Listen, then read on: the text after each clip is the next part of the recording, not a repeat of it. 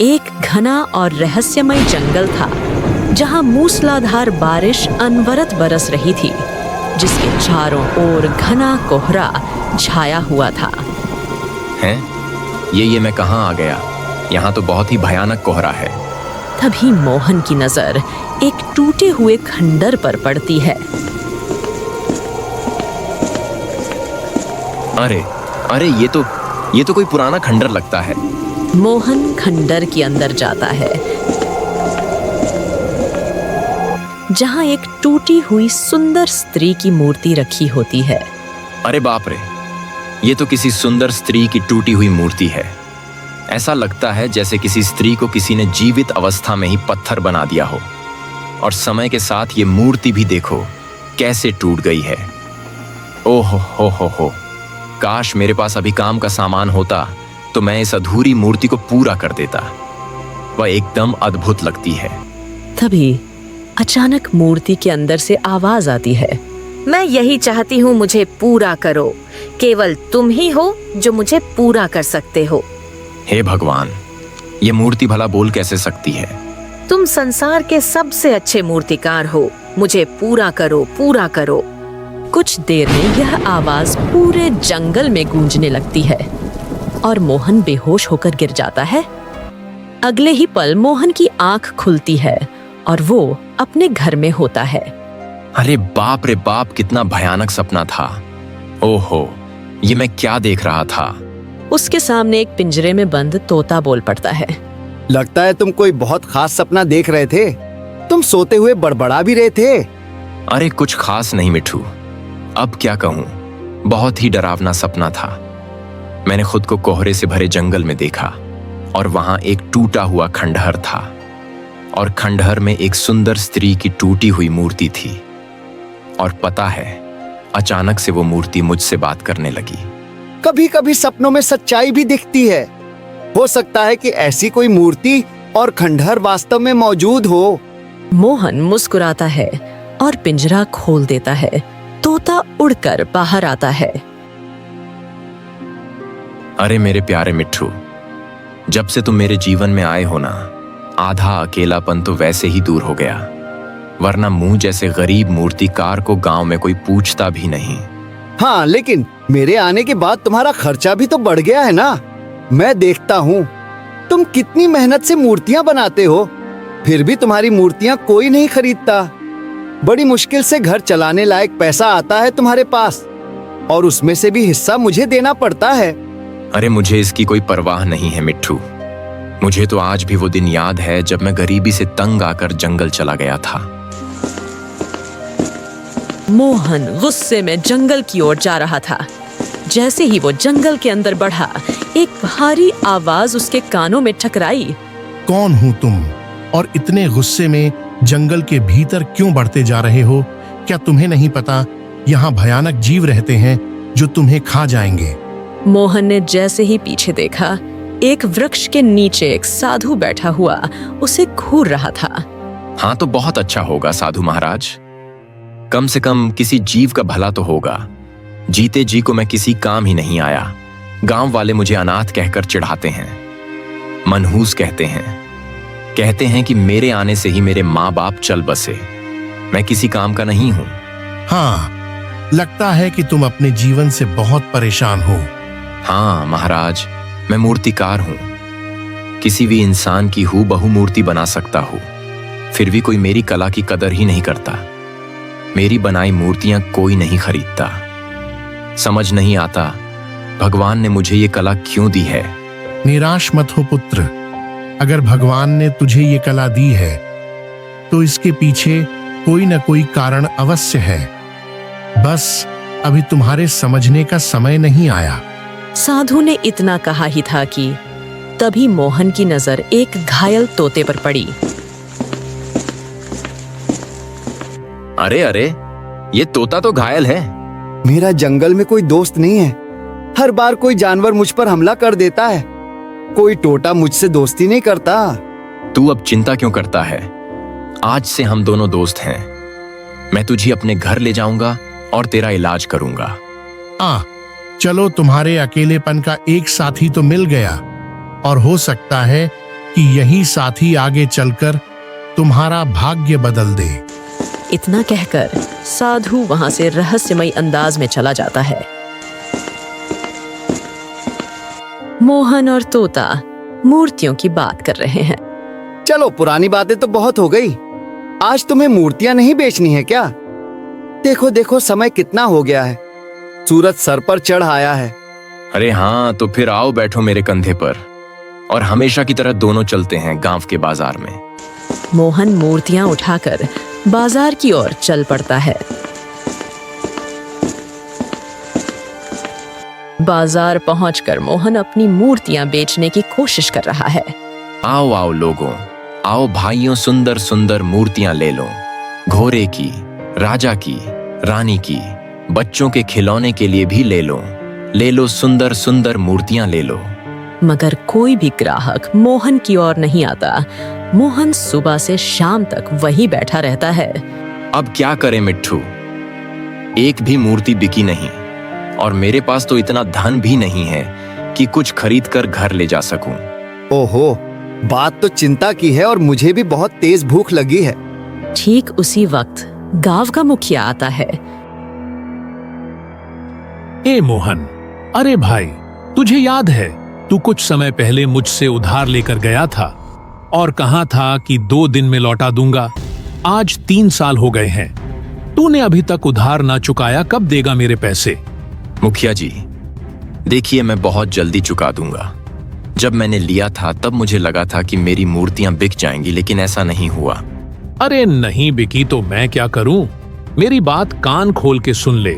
गांव में शायद ही कोई ऐसा होगा जिससे तूने कर्ज ना लिया हो और सभी मेरे पास शिकायत लेकर आते हैं। इसीलिए गांव के मुखिया होने के नाते मैं तुझे केवल 3 दिन की मोहलत देता हूं। अगर तूने 3 दिन में मेरा और बाकी सबका कर्जा नहीं चुकाया तो मैं तुझे तेरी झोपड़ी से धक्के मारकर बाहर निकालूंगा। इतना कहकर मुखिया वहां से चला जाता है। मोहन उदास मन से अपनी मूर्तियां समेटता है। देखा मिट्ठू, इस मुखिया ने मेरी मजबूरी को नहीं समझा, उल्टा धमकी देकर चला गया। क्या ऐसा होता है मुखिया? उसे अपने गांव के लोगों की समस्याओं को समझना चाहिए ना। हाँ, वह सब तो सही है मोहन, पर अब तुम खाओगे क्या? मैं तो पेड़ों पर उड़कर कहीं से भी कच्चे पके फल खा सकता हूँ। अरे पर भूख तो मुझे भी बहुत लग रही है मिट्ठू, लेकिन समझ नहीं आ रहा कि धन कहां से लाओ। मेरे पास एक उपाय है, सुनो। क्यों ना तुम किसी साहूकार से थोड़ा कर्ज ले लो। अरे वाह मिट्ठू, वाह वाह, क्या बातें कर रहे हो? मुखिया अभी मुझे कर्ज के लिए ही सुना के गया है और तुम बोल रहे हो ऊपर से और कर्जा ले लो। गजब बात करते हो। अरे गांव में शायद ही कोई बचा होगा जिससे मैंने उधार ना लिया हूं। हाँ, बस एक ही बचा है। साहूकार, वो तुम्हें थोड़ा कर्ज तो दे ही सकता है। ओहो, ठीक है मिट्ठू, बैठ जा मेरे कंधे पर। ये पापी पेट क्या क्या नहीं करवाता।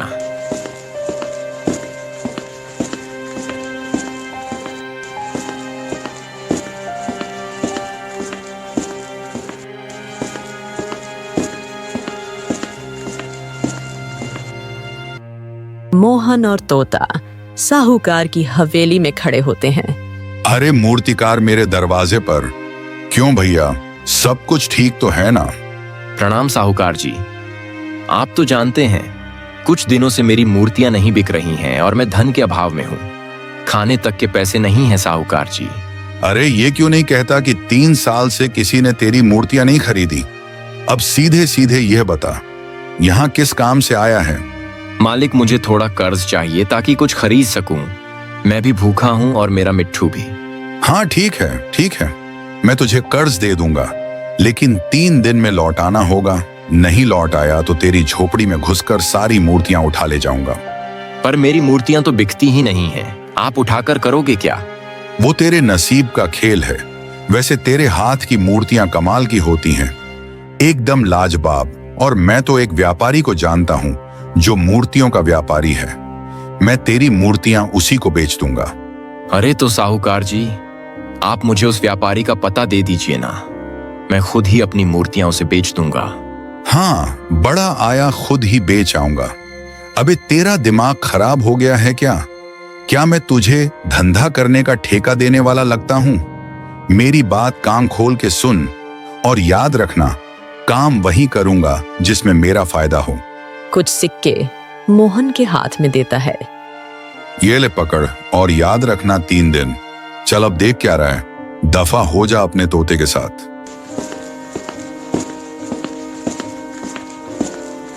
देखा मिट्ठू, इसकी अकड़ देखी। अब वैसे भी साहूकार नहीं अकड़ेगा तो कौन अकड़ेगा? मित्र, मजबूरी इंसान से कुछ भी करवा सकती है। अब चलो, भूख लगी है, पहले कुछ पेट पूजा तो कर ले।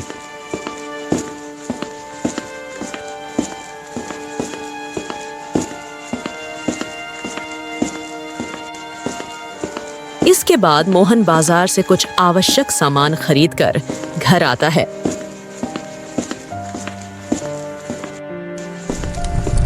वो खाना बनाता है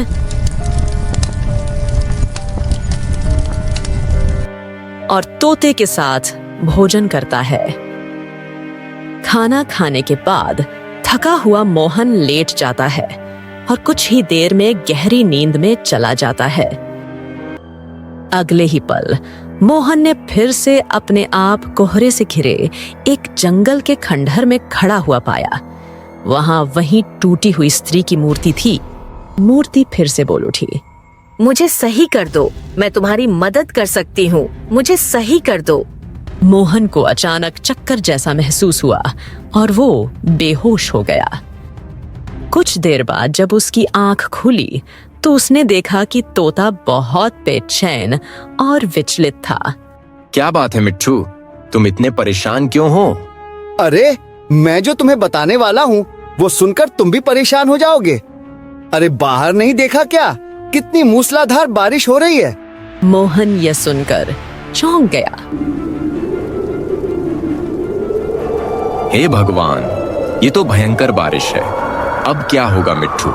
अरे, अब क्या होगा, छोड़ो, अपनी मूर्तियों को संभालो। बारिश का पानी बहुत जल्दी झोपड़ी के अंदर घुस जाएगा, जल्दी करो। जैसे ही तोते ने यह कहा, एक जोरदार पानी की लहरें आई और मोहन की सारी मूर्तियां बहा ले गई। मोहन ने उन्हें बचाने की बहुत कोशिश की, मगर बारिश रात भर चलती रही।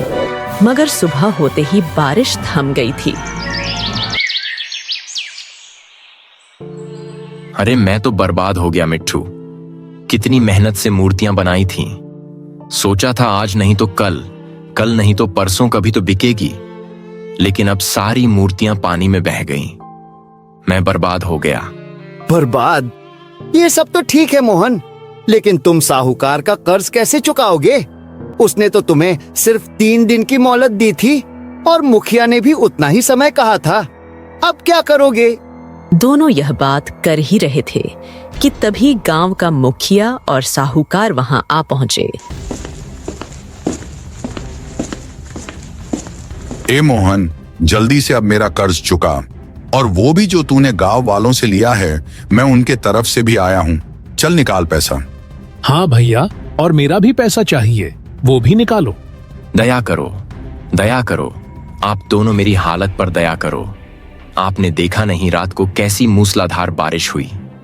पानी झोपड़ी तक आ गया, सारी मूर्तियां बह गई पानी में। मैं आपके पैसे लौटाने से मना नहीं कर रहा, लेकिन इस समय मेरे पास सच में कुछ भी नहीं है। दया करो मालिक, दया करो, दया करो। ये सुनते ही साहूकार गुस्से में उबल पड़ा। कोई दया नहीं, व्यापार में ना दया ना मोह, सिर्फ पैसों की माय चलती है भैया। सुन ले रे मोहन, मैं तुझे सिर्फ 2 दिन और दे रहा हूं। अगर तूने कर्जा नहीं चुकाया तो तेरी झोंपड़ी पर कब्जा कर लूंगा मैं। ऐसे कैसे कब्जा कर लोगे? गांव के और लोगों ने भी कर्ज दिया है, कब्जा मैं करूंगा। कौन किस पर कब्जा करेगा ये तो समय बताएगा। तेरे जैसे मुखिया को सीधा करना आता है मुझे। याद रख, गांव में ऐसा कोई नहीं जिसने मुझसे उधार ना लिया हो। मैं यहाँ का राजा हूँ राजा। अबे देख क्या रहा है, दफा हो जा यहाँ से। मुखिया ने मोहन की ओर देखा और ठंडे स्वर में कहा, तेरी झोपड़ी तो गई। अगर 2 दिन में कर्जा नहीं चुकाया तो गांव वालों के सामने तुझे ऐसा पीटूंगा कि सारी उम्र याद रखेगा।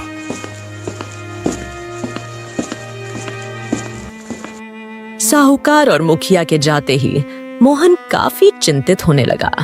अब क्या होगा मिट्ठू? हाँ, तो अब होगा यह कि साहूकार और मुखिया ये दोनों कुत्ते बिल्ली की तरह भिड़ेंगे। लेकिन अगर 2 दिन में तूने कर्ज नहीं चुकाया ना, तो वो दोनों मिलकर तुझे खत्म कर देंगे। मेरी तो समझ नहीं आ रहा कि मैं करूं तो क्या करूं। उदास मत हो मोहन, इस मसले का भी कोई ना कोई हल तो जरूर होगा। अच्छा बताओ, क्या आज भी तुम सोते में बड़बड़ा रहे थे? फिर से वही सपना आया क्या? हाँ, मैं तुम्हें बताने ही वाला था कि फिर से वही सपना, कोहरे भरा जंगल, वही खंडहर और वो बोलती मूर्ति। हाँ, और वो मूर्ति तुमसे कहती है कि उसे सही कर दो, और वो तुम्हारी मदद करेगी, है ना? तो क्यों ना एक काम करे मोहन, उस मूर्ति को ढूंढने के लिए जंगल में चले। क्या कहते हो? अरे पागल वागल हो गए हो क्या मिट्ठू? फालतू की बातें करते हो। कभी कभी भगवान की मदद ऐसे ही इशारों में मिलती है, हमें बस पहचानने की जरूरत होती है। मोहन गहरी सोच में डूब गया। कुछ पल बाद हाँ, शायद तुम सही कह रहे हो मिट्ठू, वो सपना साधारण नहीं लगता। चलो आज हम वही करें। मोहन और तोता जंगल की गहराइयों में निकल पड़े।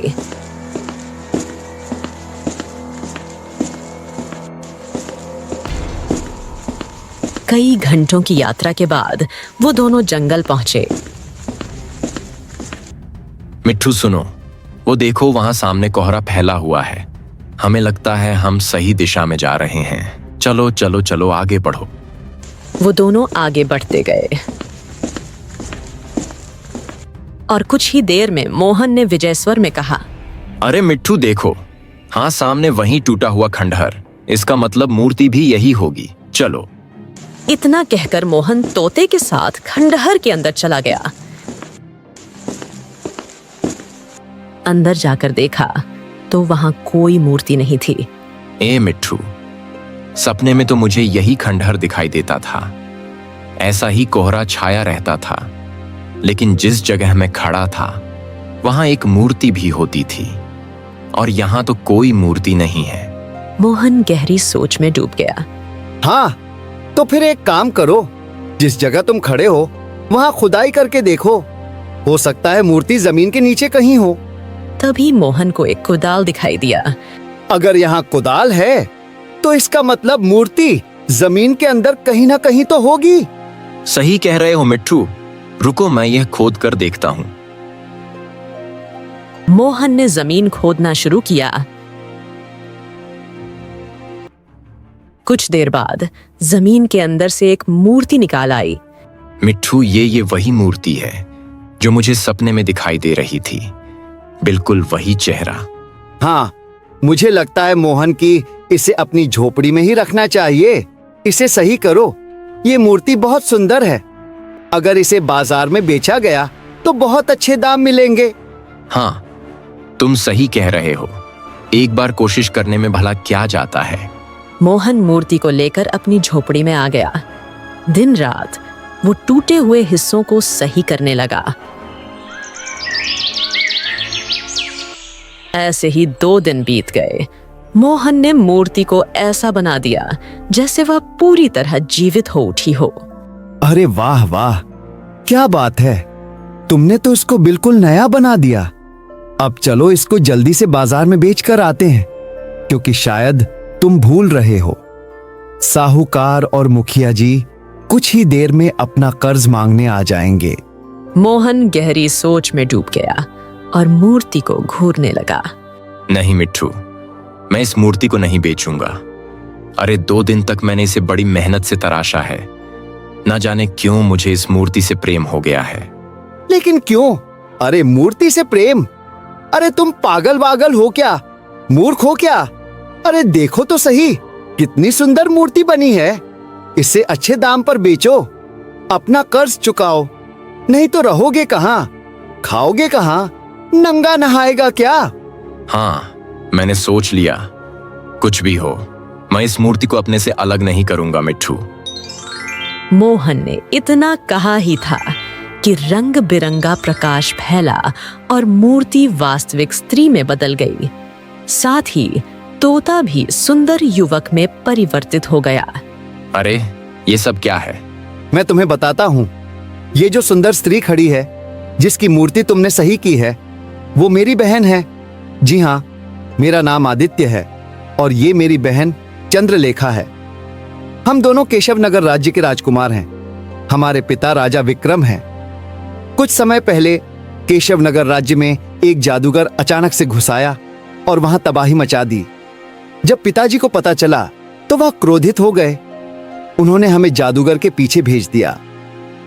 हम दोनों भाई बहनों ने जादूगर को तलाशना शुरू किया। जंगल में हमें एक साधु महाराज मिले, जिन्होंने हमें वापस लौटने को कहा, लेकिन हमने उनकी बात मानी नहीं। वो कहीं वो वही साधु तो नहीं है जो पहले मुझे मिले थे? याद है तोते, जब तुम मुझे घायल के रूप में मिले थे तो साधु महाराज थे वहां पे। हाँ, तुमने बिल्कुल सही कहा, वो वही साधु महाराज थे। हमने उनकी बात नहीं मानी और जादूगर की खोज जारी रखी, मगर जादूगर बहुत ताकतवर था। उसने अपनी जादुई शक्ति से मुझे तोते में और मेरी बहन को पत्थर की मूर्ति में बदल दिया। उसका आधा हिस्सा तोड़ दिया और जमीन में दबा दिया। उसने मुझसे कहा कि हम दोनों श्रापित हैं। हमारा श्राप तभी टूटेगा जब कोई मूर्तिकार मेरी बहन की मूर्ति को जमीन से बाहर निकालकर बिल्कुल ठीक कर देगा। बस तभी वहां साधु महाराज प्रकट हुए और जादूगर को जला दिया। मोहन सोच में डूब गया। तो क्या मैं वही मूर्तिकार हूँ? तभी वहां रंग बिरंगे रंगों के साथ वही साधु प्रकट हो गया। हाँ, जो सपना तुम देख रहे थे, मैं ही अपने दिव्य शक्ति से तुम्हें दिखा रहा था। मैं जानता था कि तुम ही हो जो चंद्रलेखा की मूर्ति को पूरी तरह से ठीक कर सकते हो। इतना बोलकर साधु महाराज रंग बिरंगी किरणों के साथ गायब हो गया। जादूगर ने कहा था कि अगर कोई मूर्तिकार मेरी मूर्ति को पूरी तरह सही कर दे और उसे सच्चा प्रेम कर बैठे, तभी हम मुक्त हो सकते हैं। तुमने मुझसे सच्चा प्रेम किया है, मैं तुमसे विवाह करूंगी। मोहन मुस्कुराया। कुछ दिनों बाद मोहन और चंद्रलेखा का विवाह संपन्न हो गया। इस तरह एक मूर्तिकार के प्रेम ने जादू के श्राप को खत्म कर दिया। तो दोस्तों, कहानी अच्छी लगी हो तो वीडियो को लाइक, कमेंट और चैनल को सब्सक्राइब जरूर करें। तो मिलते हैं किसी नए कहानी में। तब तक के लिए धन्यवाद।